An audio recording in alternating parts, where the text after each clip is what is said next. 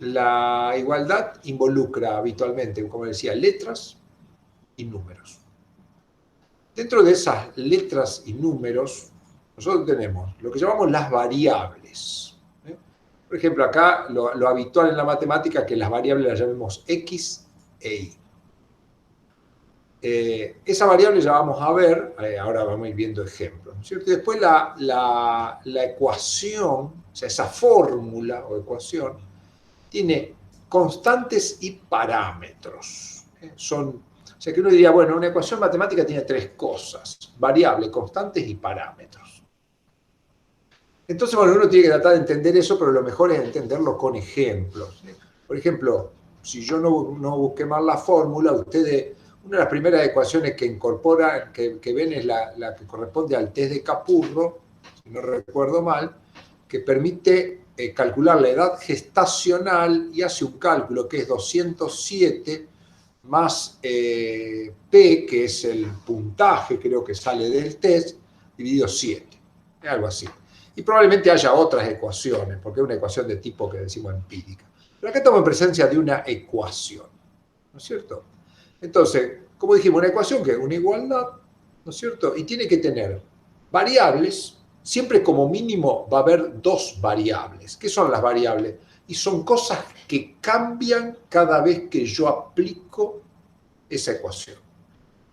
Entonces, ¿cuáles son las variables acá? Me dice, bueno, la edad gestacional y ese puntaje que saco de aplicar el test. Y siempre una de ellas la llamamos variable dependiente y a otra la llamamos variable independiente.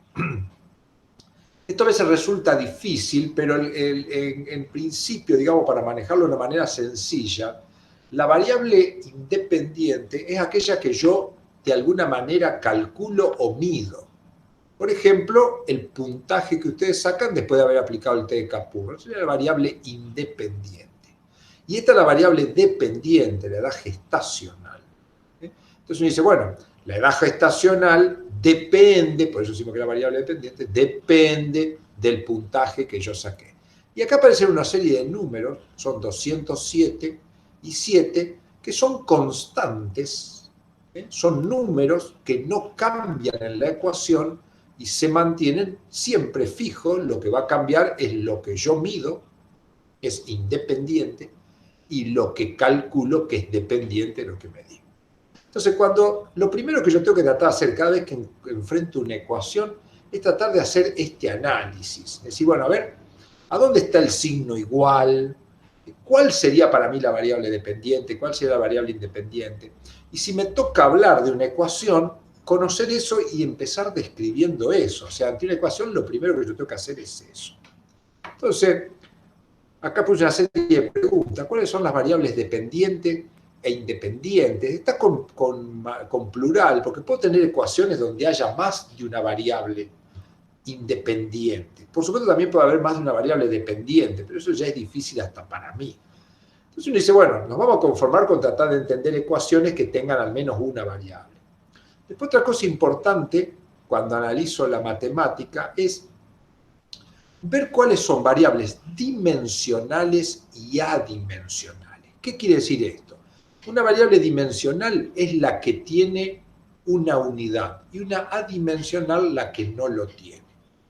El test de Capurro me viene bárbaro, porque cuando ustedes aplican el test de Capurro sacan un puntaje. Ese puntaje uno dice, bueno, vale 23, pero no son ni 23 metros, ni 23 segundos, ni 23 kilos, son 23, por decir un número.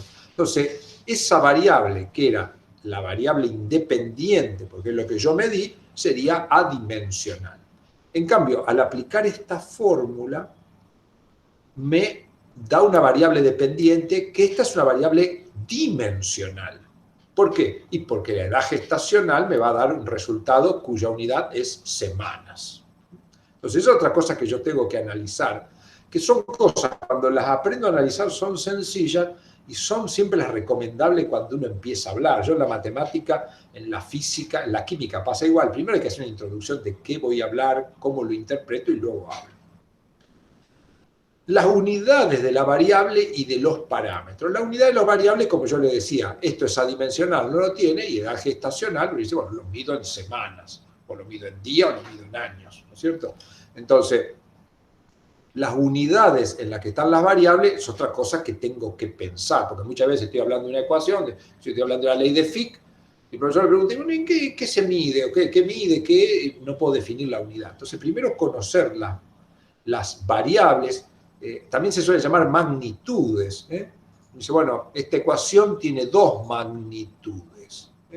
El valor P, que es un puntaje, un score que yo saco, que es adimensional, y una variable dependiente, la edad gestacional, que es dimensional y se presenta tanto. Después tengo otras cosas que tengo que analizar. Bueno, una cosa un poco más difícil son las unidades que tienen las constantes o los parámetros. Para eso tenemos que tener en cuenta lo que me decía a mí una de mis primeras maestras, la señorita Godoy, que me daba clase, era muy chiquito, pero me acuerdo cuando empezamos a aprender suma y resta, ella me decía, y me quedó bien grabado, dice, yo no puedo sumar bananas con zapatillas. ¿No es cierto? O sea, si dice, si yo tengo 3 bananas y 5 zapatillas, no tengo 8 zapatabananas, qué sé yo. Entonces, eso que me enseñó y seguramente a usted también las maestras le enseñaron de la misma manera, cuando yo sumo dos cosas, tiene que tener la misma unidad. No es así cuando sumo y resto dos cosas, ¿no es cierto? Digo, tengo 100 pesos, gasté 3 pesos, hago 100 menos 3, me quedan 97. Pero, entonces cuando sumo o resto tiene que tener la misma unidad, pero cuando divido o multiplico, no necesariamente. Es más, no lo necesito. Entonces, si uno dijera, bueno, ¿qué unidad tiene este número 207? Y el número 207 no tiene que tener unidades. ¿Por qué? Porque está sumado a esta variable que es un score que no tiene unidades. Por lo tanto, todo el numerador no tiene que tener unidades, ¿no es cierto? Pero dice, pero el resultado me dio unidades, me da semanas. Entonces quiere decir que si el numerador no tiene unidades, la debe tener el denominador. Eso es un poco más difícil, pero bueno, para quienes quieran sentarse un ratito, esto cansa cuando uno hace estas cosas. Pero bueno, ponerse con una ecuación, intentar hacerlo, cualquier cosa nos juntamos individualmente o en grupos pequeños, lo vamos discutiendo. Apostarle a la matemática desde ahora le va a dar grandes dividendos a lo largo de la vida. Bueno, después otra cosa importante es la representación gráfica. Entonces, bueno, lo que va quedando un poco de conclusión es cuando yo tengo una ecuación, no tengo que mirar para otro lado. Tengo que mirar la ecuación y decir, bueno, a ver, ¿qué le hago decir a esta ecuación? Es lo mismo que pasa con las fórmulas químicas, ¿no? Es decir, cuando uno se acostumbra a hacer hablar una estructura química o a hacer hablar una fórmula matemática, cuando yo la enfrente voy a sacar muchísima información. El asunto es que hay que aprender, aprender a cómo enseñarle a las fórmulas que me hablen. Dicho de otra manera, tengo que aprender yo a entender la fórmula, ¿cierto? Bueno, representación gráfica. Sigo con la misma ecuación, ¿no es cierto? Bueno, dijimos, una ecuación matemática, siempre una ecuación va a tener un signo igual en algún lado. Por supuesto que hay inecuaciones, y no vamos a hablar de eso hoy, que no tienen signo igual. Porque son raras, al menos ahora al principio. T de Capurro tenía esta ecuación, edad gestacional es igual a 207 más P sobre 7. Esto es adimensional, ya sabemos que esto es adimensional, pero esto sabemos que se mide en semana. Sabemos cuál es la variable dependiente, que es esta, porque depende de esta. Si cambia esta, cambia aquella. Entonces dice, bueno, la representación gráfica, ¿qué es la representación gráfica? Habitualmente la representación gráfica se hace en un sistema de ejes, coordenados. Y uno dice, habitualmente lo llama eje XY. Esto tiene nombres más complicados, pero es un sistema de ejes coordenados. Una gráfica XY más fácil. Entonces, en general, cuando yo tengo una ecuación donde la variable dependiente está solita a la izquierda y la variable dependiente está a la derecha, relacionada con otras cosas, solo por sumas, restas, productos y cocientes, como está acá. Eso tiene lo que se llama una relación lineal. ¿Qué quiere decir? Que cuando yo lo grafique me va a dar una recta. Es decir, para cada valor de P que yo le doy, supongamos, a P le doy el valor 0, por decir si pudiera tomar el valor 0, la edad gestacional, ¿cuánto valdría? Y uno dice 207 dividido 7. Pero si P tomara el valor 1, la edad gestacional, ¿cuánto valdría? Y 208 dividido 7. Si tomara el valor 2, así sucesivamente. Entonces yo para cada valor de P podría ir colocando acá el valor de P y acá el valor de la edad gestacional, y eso me da una línea. Pero yo no hace falta que haga todos esos cálculos. Yo ya sé que si la edad gestacional está solita a la izquierda y la variable independiente está a la derecha, relacionado con otros números por suma, resta, producto y cociente, ya sé que eso es una recta. Entonces dice, bueno, esta ecuación me representa una relación lineal. ¿Qué quiere decir una relación lineal? Bueno, que va a quedar representado con una recta. Pero aparte hay otra cosa interesante. Si la variable independiente le antecede un signo más, esta recta va a ir para arriba. Mientras que si a esta variable independiente le antecediera un signo menos, la recta apuntaría hacia abajo. Con signo más, uno dice, es una recta con pendiente positiva. Mientras que si tiene signo menos, es una recta con pendiente negativa, que no es el caso de la edad gestacional. Nosotros sabemos. Y aparte uno analiza también esto. Si el signo que antecede a la variable independiente es positivo, cuanto más grande es P, más grande es la edad gestacional. Uno dice, hay una relación directa entre ellas. Mientras que si habría un signo menos, cuanto más grande sea P, más chico sería esto, habría una relación inversa. Es común que hablemos mal y muchas veces decimos, esto es una relación directamente proporcional. No, directamente la palabra proporcional la voy a reservar para ciertas circunstancias. O sea que cuando la variable independiente está con signo más, es una relación directa. Aumenta esta, aumenta esta. Pero si hay un signo menos, cuando esta aumenta, esta disminuye. Por supuesto que uno puede presentar una ecuación que tenga alguna dificultad de entendimiento, pero eso en general es así. Voy a analizar la ley de Fick, que es otra de las que a ustedes le aparece. La ley de Fick, ¿qué me sirve? Es una ley que me permite a mí interpretar cómo es el paso de una sustancia por difusión simple, de una zona donde hay más concentración a una zona donde hay menos concentración, y eso depende de varias cosas, de la naturaleza química de la sustancia y del espesor de la membrana. Y entonces hay una ley que dice, está escrita así acá, uno la encuentra en los libros, dice J igual a D por paréntesis S1 menos S2 sobre X. Ahí tengo una ecuación. Vamos a tratar de analizar esta ecuación. ¿Cuál sería la variable independiente? Me dice, bueno, la variable independiente son las cosas que yo mido. ¿Y qué es lo que mido? Por supuesto, puedo medir cualquier cosa, pero en general, cuando nosotros hacemos un análisis de ley de Fick, lo que tomamos como variable independiente es la concentración.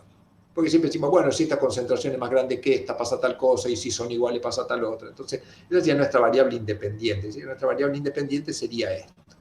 Pero la ley de Fick, ¿qué usa como variable independiente? La resta entre las dos, la diferencia de concentración.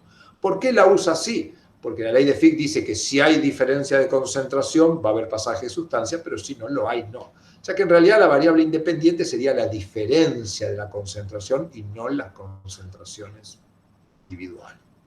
Y después aparece esto, D y X, donde X también es una variable, porque es el espesor, es algo que yo puedo medir. Pero uno dice, bueno, pero para una membrana en particular, X es una constante. O sea, si yo estoy hablando de una membrana mitocondria, digo, bueno, vale tantos Armstrong o tantos nanómetros, esto es una constante, entonces parece ser una constante. Pero por ahí estoy analizando una situación de un paso a una sustancia a través de una membrana plasmática, de una membrana mitocondrial o de una membrana sintética, este X puede variar y pasa a ser la variable. Y después D, que es el coeficiente de difusión, que eso sí sería un parámetro que va a depender de la interacción entre la sustancia, su estructura química, la liposolubilidad, etc. Entonces eso sería un parámetro. En general le damos el nombre de parámetro a aquellos números que van a depender de otras cosas, pero que yo los puedo mantener fijo. Uno dice, bueno, para una dada sustancia, su carácter hidrofóbico es tal, y para una membrana, su estructura química y su composición de fosfolípidos es tal, entonces el coeficiente de difusión vale tanto. Ahí tengo una ecuación que se complica después, pero analicemos esta. ¿Cuál sería la variable dependiente? Uno dice, bueno, J, que es el flujo. Y entonces acá empiezo a analizar algunas cosas. Llegué a la conclusión que mi variable independiente es la diferencia de concentración. ¿Cierto? Esta diferencia de concentración, yo le dije a usted en la anterior que si estaba sumando iba a ir para arriba, si estaba restando iba a ir para abajo. Me dice, ¿y acá cómo está esto acá? Bueno, acá no me aparece porque son todos productos, pero en realidad esto es como si todo esto fuera un solo sumando. Por lo tanto, esto tiene un signo más acá adelante de todo que uno habitualmente no lo pone. Entonces uno dice, bueno, a mayor diferencia de concentración, mayor flujo. Ese razonamiento yo lo hago siempre que la variable independiente esté ubicada. La variable dependiente va a estar ubicada siempre a la izquierda y está por ende en el numerador. Acá abajo como si hubiera un 1. Y esta es la variable independiente.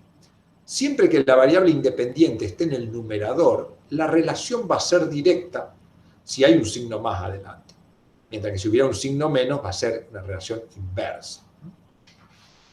Pero también las relaciones son inversas cuando yo tengo la variable cruzada. Por ejemplo, acá tengo el flujo, que es mi variable dependiente, y acá tengo esto, que puede ser una constante por una dada membrana, pero es variable si yo cambio membrana. Entonces yo dice, bueno, ¿y esta variable X?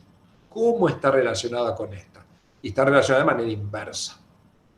O sea que la relación inversa va a ser, cuando algo está en el número, la relación, vamos a ir directo, pero la relación directa es cuando una variable está en el numerador y tiene signo positivo. Si estuviera en el numerador y tiene signo negativo, la relación con esto es inverso. Cuando esto crece, esto baja. Ahora, cuando una variable o parámetro está ubicado en el denominador, la relación que hay con esto es inversa. Y contrariamente, por ejemplo, el coeficiente de difusión que está en el numerador tiene una relación directa con esto. Entonces, si yo analizo esta ecuación, digo, bueno, cuanto más grande sea el coeficiente de difusión, más grande el flujo. Cuanto más grande sea la diferencia de concentración, más grande el flujo.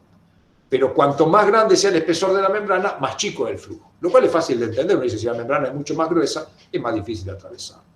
Entonces, esta es una ecuación de la ley de Fick que después se puede modificar de diferentes maneras, ¿no es cierto? De diferentes maneras. Esta que está escrita así, muchas veces la encuentro escrita así.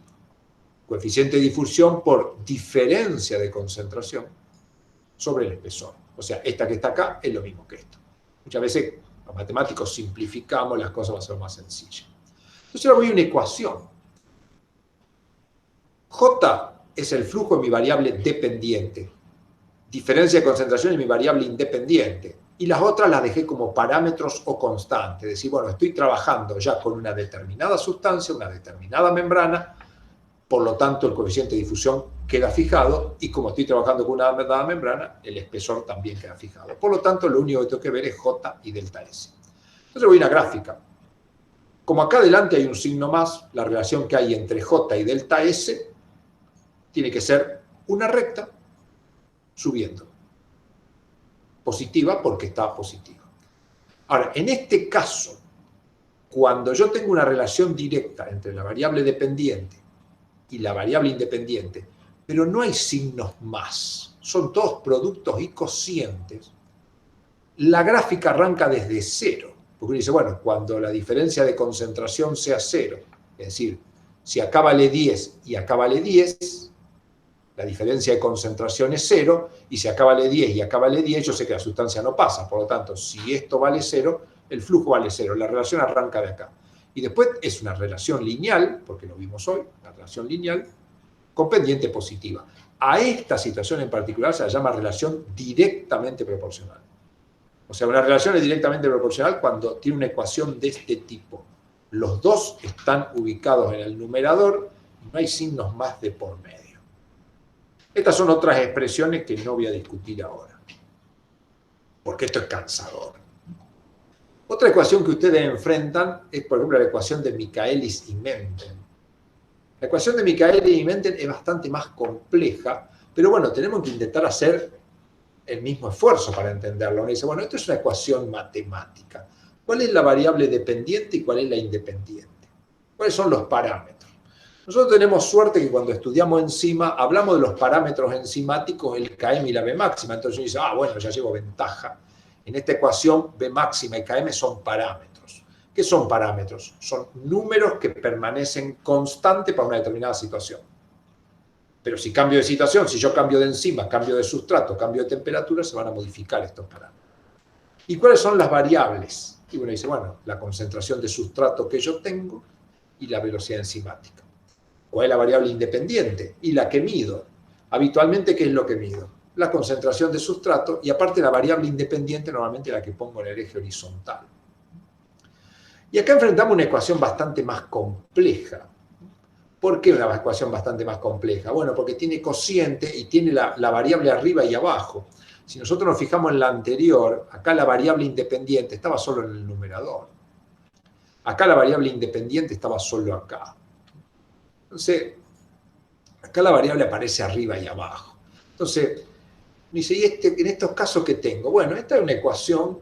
Uno dice, bueno, una ecuación. Yo primero hago este análisis, bueno, ya sé cuál es la variable dependiente. Yo sé que la velocidad depende de la concentración de sustrato. ¿Y cómo depende? Si voy a una gráfica, yo ya sé que esto no va a ser lineal, no va a ser una recta. Entonces, bueno, esta gráfica en particular tiene lo que se llama una hipérbola. Arranca de cero, crece, crece, crece, crece, hasta que se va tornando asintótica, se va llegando casi a tocar el valor que llamamos B máxima. Entonces, esta representación, dice, bueno, es una hipérbola. ¿Qué quiere decir? Bueno, crece y está acotada, no va a pasar nunca de este valor máximo. Y después, bueno, uno estudia que ese valor se llama B máxima y que si toma la B máxima por la mitad, esto se llama KM. Pero digamos, son interpretaciones que no quiero hacer hoy porque esos son específicos de enzima. Entonces, bueno, yo tengo que ir viendo una por una y voy a ir de a poco entrando en el tema. Otra más compleja que hablábamos creo que con Jazmín, que ella me decía, ya la ecuación de Nernst, la conozco pero no la entiendo. La ecuación de Nernst es bastante más complicada, pero yo tendría que hacer también el mismo análisis. Primero decir, bueno, a ver, ¿por qué una ecuación? La tengo acá escrita. Entonces, primero, digamos, nosotros cuando enfrentamos una ecuación, primero lo que tenemos que tratar de pensar es, ¿para qué me sirve? Si me dice, bueno, tengo una ecuación que me da el test de Capurro, ¿para qué me sirve? Y me sirve para calcular la edad gestacional. Tengo una ley que es la ley de Fick. ¿Para qué me sirve? Y me sirve para calcular el flujo, conociendo la concentración y algunos otros parámetros. Yo lo diría así, que el profesor me diga, bueno, a ver cuáles son esos parámetros. Lo más probable es que no se lo pregunten, porque le digo, en la Facultad de Medicina y en el mundo de la medicina, la gente que maneja matemática es escasa. Entonces, ¿para qué me sirve la ecuación de Nernst? La ecuación de Nernst es una ecuación. Tiene un signo igual, tiene un montón de cosas. ¿Pero para qué me sirve? Y me sirve para calcular el potencial de equilibrio de un ion. Entonces, antes de entrar en la ecuación de Nernst, yo debería saber, me dice, me da el potencial de equilibrio de un ion. Yo tendría que conocer primero qué es el potencial de equilibrio. Como antes, primero me traté de interiorizar qué era la edad gestacional y me traté de interiorizar qué era el flujo de la sustancia. ¿El potencial de equilibrio qué es? Es el potencial.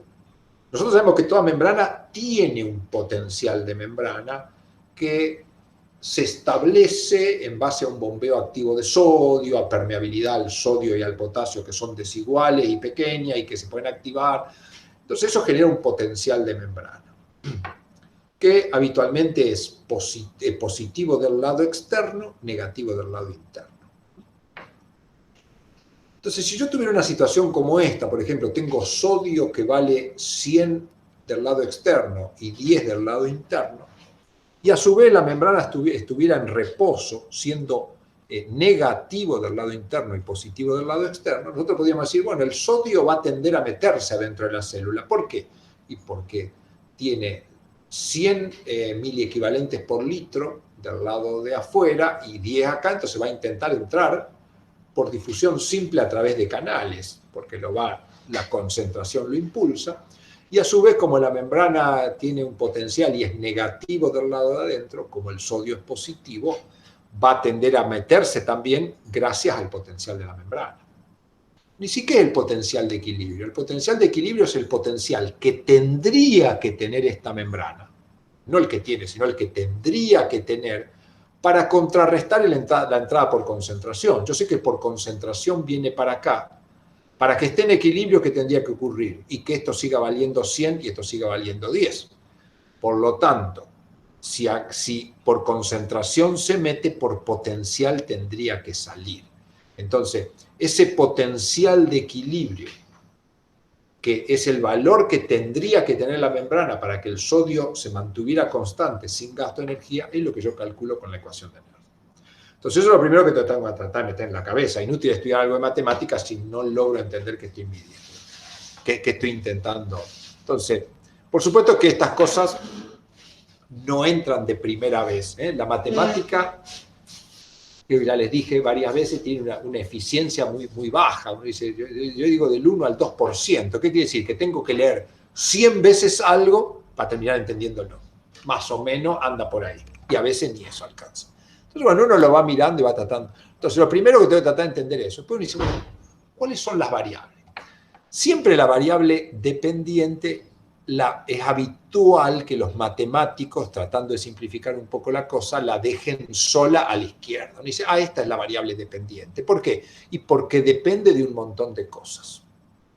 ¿Cuáles son las cosas que depende acá? ¿Cuál sería en sí la variable independiente?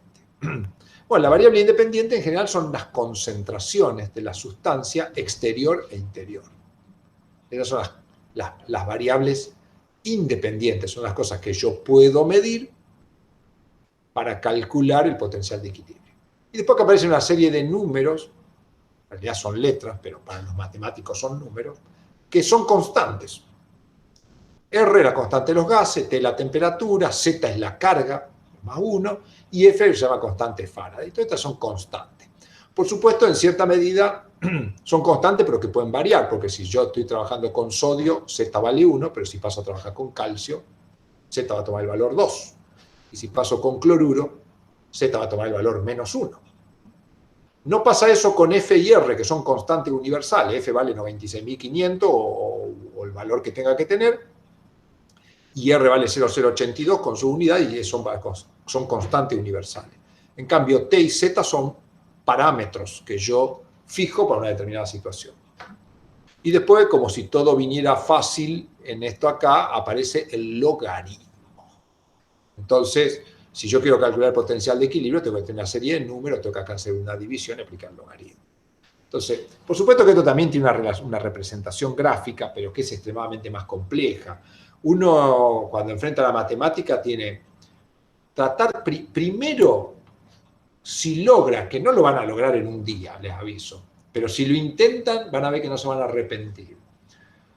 Lo que uno primero va a empezar esto es como cuando uno empieza a leer, ¿no es cierto? Lo primero que lee, que es mamá, papá, casa, pero no va a leer la fosfonol piruvato carboxiquinasa, por ejemplo, porque se va a volver loco, no va a entender nada y lo va a decir siempre mal. Que es lo que me pasa a mí con el japonés. A mí me gusta la comida, bueno, en mi casa nos gusta mucho la comida oriental, y todas las comidas, los nombres que tiene. Bueno, entonces empecé con el nigiri, el onigiri, que son más fáciles, porque los otros son mucho más difíciles. La matemática es igual. Entonces uno dice, bueno, esto acá no me voy a preocupar por la representación gráfica, pero ya avancé bastante, sé cuál es la variable dependiente, cuál es la independiente. Después voy mirando un poco las unidades, ¿no es cierto? Uno dice, bueno, el delta B de equilibrio se mide en milivoltios, las concentraciones las puedo medir son concentraciones, las puedo medir en mol por litro, en equivalente por litro, etc. Muy bien, muy bien. Bueno, a ver si están ahí vivos todavía. Sí.